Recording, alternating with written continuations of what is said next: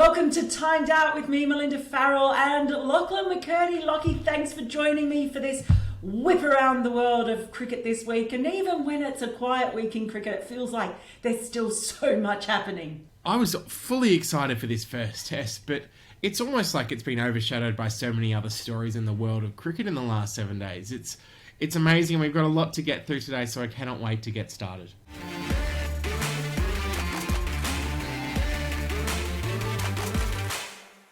Okay, well, you've got the timer ready. Yes, I do, and there's a secret surprise for you. We'll wait and see what it is until the end of the first one. It might give you a bit of a surprise, but I did promise something last week, and I may not have followed through. Yeah, I may not have followed through. I'm excited. You've built this up now, so all I can say is better be good or you're fired. It better be good. Yes, that's fair enough.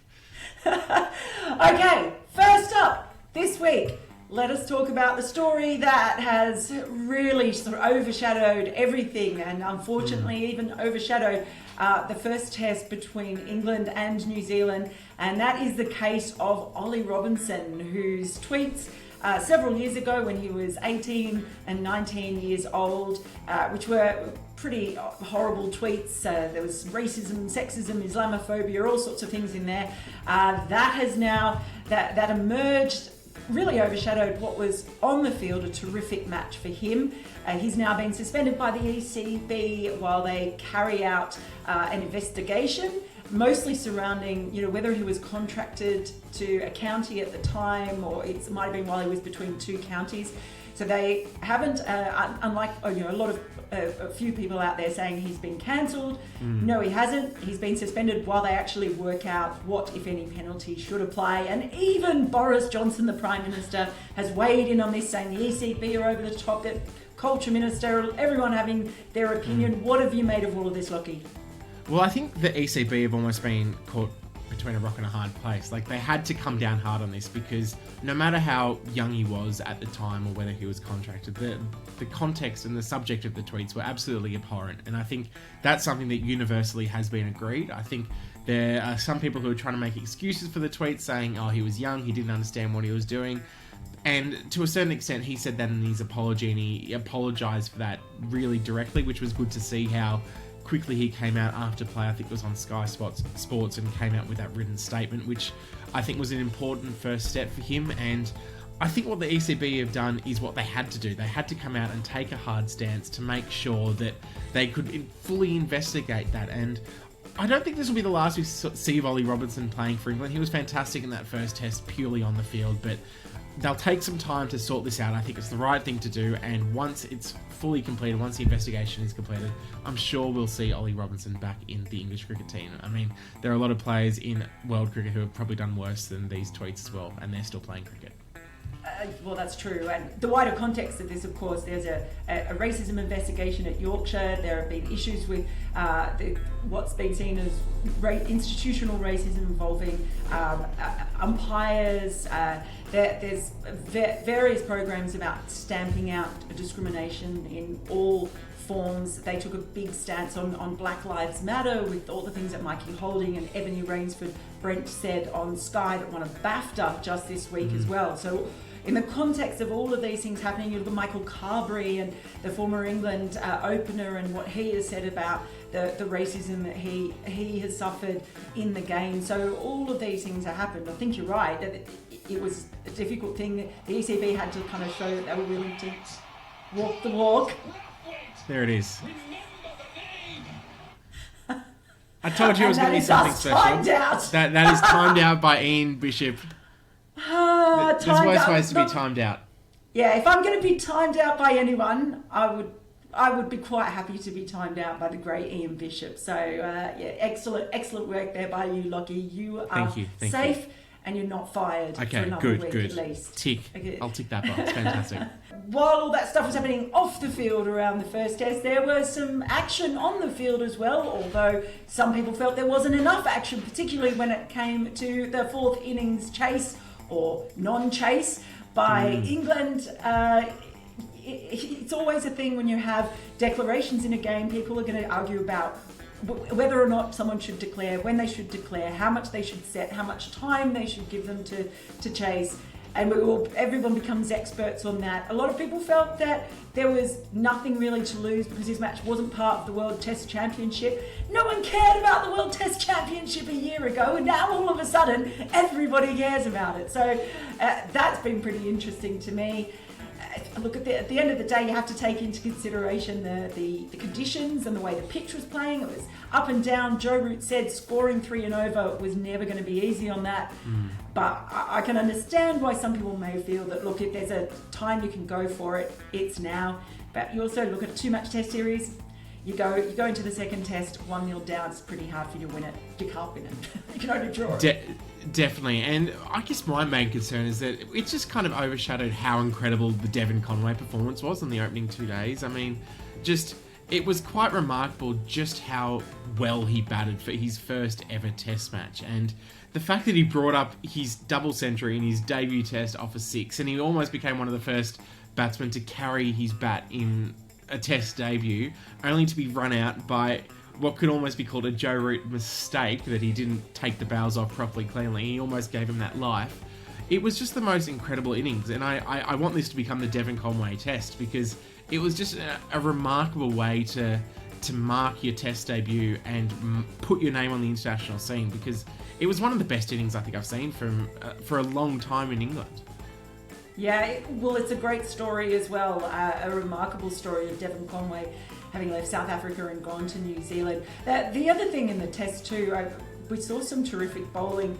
I really loved watching Tim Southee bowl. He's someone who I think sometimes a little bit underrated in the world game.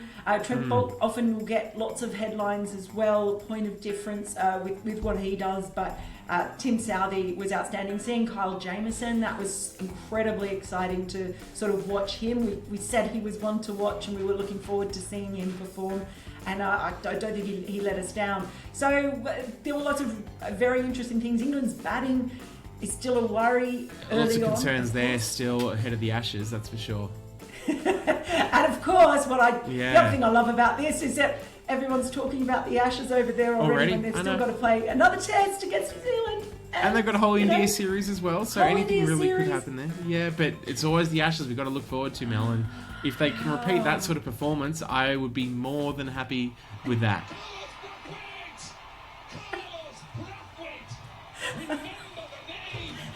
We remember the name. Yes, we do, it. Carlos. Well, our third topic this week, an interesting one that I know that you spotted, Lockie, and we decided we'd have a bit of a chat about that, and that is the current situation with Sri Lanka's players and their contracts. So what have you been finding out about this?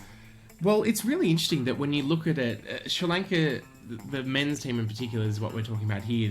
They haven't had central contracts since going back to about October now. So it's quite a long time, and obviously there's a lot of reasons why this is the case when you're looking at something like COVID and all those sort of circumstances. But it's purely the fact that they're currently about to go on a tour to England for a T20 and one-day series. I believe they're going on Wednesday, the day following us recording this, for a 3 T20 and 3 ODI series, and they basically they came to a last minute agreement for this tour contract, because just the makeup of the contract, they just weren't happy with how it was decided, and we had 38 of the Sri Lankan players all come together to sign a document to kind of say, look, we're not happy with this, we're not happy with how it's been decided. And it's the sort of story that it might seem small now, but when it comes to it, if you're thinking about contracts for international cricketers going to play in England, if this isn't dealt with properly, it could have serious ramifications, not just for Sri Lankan cricket, but how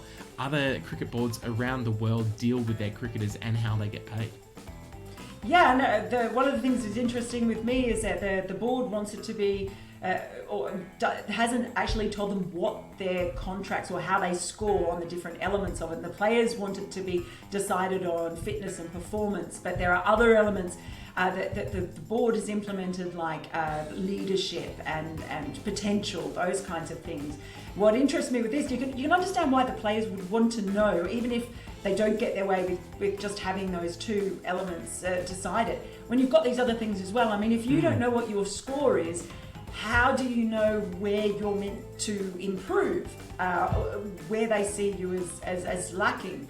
So that's was quite interesting to me. Yeah. Look, it's a long thing. It's not the only one. We've seen issues with the Indian women's team not being paid their winnings from the runner-up winnings, if you like, their payments from last year's World Cup, T20 World Cup in Australia. That there has been an issue, long-standing issue generally when it comes to payment of players. Sometimes within franchise cricket, sometimes within international cricket. So we certainly know in Australia that when it comes to MOU negotiations, things can get quite nasty, and They're hoping that they won't hear. So for me, you're right. It's definitely one to keep an eye on. It wouldn't be a great thing, would it, to be going away, playing on tour, knowing that you're not actually playing under a contract.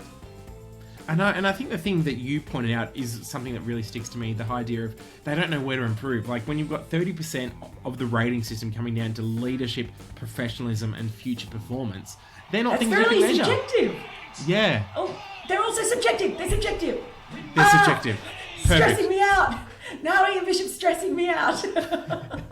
I bet Carlos Brathwaite was glad he wasn't listening to Ian Bishop while he was batting, that's for sure. That just would have been an extra stress he did not need out in the middle.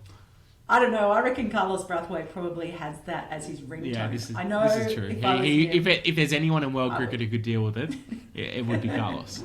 Now, our final topic for the day, a little bit of interesting news in Australian cricket. Yeah, I mean, I'm quite sure that you are very happy with us here at the Sporting News, Lockie, but you've been perusing the job ads. Bit of a worry, and notice that there's advertisements for assistant coaches for the Australian men's and the women's team. So that coming up at an interesting time. They did get rid of a lot of coaching staff, generally not extraneous, but they did make cutbacks during COVID last year with the game, looking like it might be in a bit of trouble. But now they're looking at getting some back. Are you eyeing any potentials there? Are you thinking of putting your hand up for the job yourself?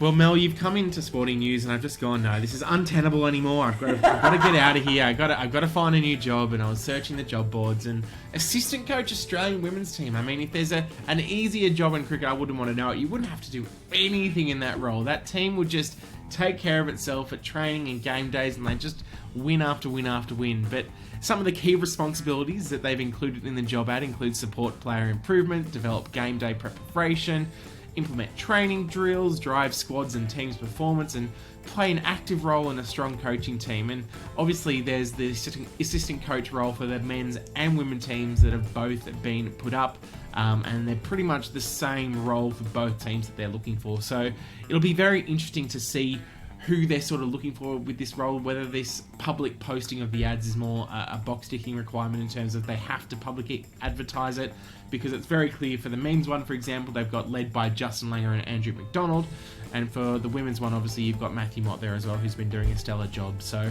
yeah, it'll be interesting to see who they look at for these roles and what sort of seniority they're looking for these roles, whether they're wanting to develop some more junior coaches and bring them into this incredibly successful setup, or if they're wanting to help facilitate a step up for the next generation of coaches.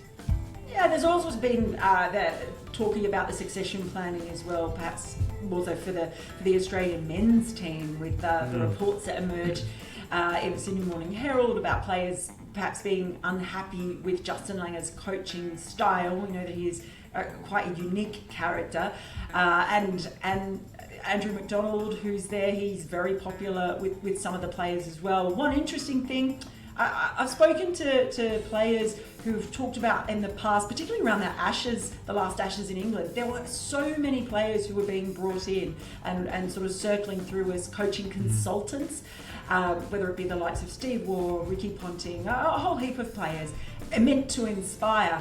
And I suspect some players actually found that to be a little bit difficult. While they have a huge amount of respect for those players, sometimes if you end up having too many voices, it can possibly play with your mind a little bit and put a bit of pressure on you to try and change things. So that was quite interesting. They pulled back from all those coaching consultants with the COVID coming in. So we don't know who's going to get it. Timed out. One thing I just want to quickly add, I hope we see a job advert for a throwdown specialist for Cricket Australia soon. That is something that I would like to see. I think that is one thing missing from the current Cricket Australia. You fancy yourself with a wanger? I think I could do I think I could do a decent job there. I do it with the dog down at the dog park, so I'm sure it's not too much different at doing it with a cricket ball to professional cricketers. I'm sure it's a bit similar. Well, look, we've only just started working with each other, but it's good to know up here that you consider yourself to be a wanger specialist. I'm very happy with that. That is it for a quick whip around the world of cricket this week. Please let us know if there's anything you'd like us to talk about. Leave it in the comments. Look out for some other videos. I've been whipping around the county championship as well, so we've got a video up that on as well, looking at how the Aussies are going over in the championship. Lockie always is on the site writing brilliant stuff for all your sporting needs, so make sure you keep logged on to the sporting news, and we will see you for Timed Out next week.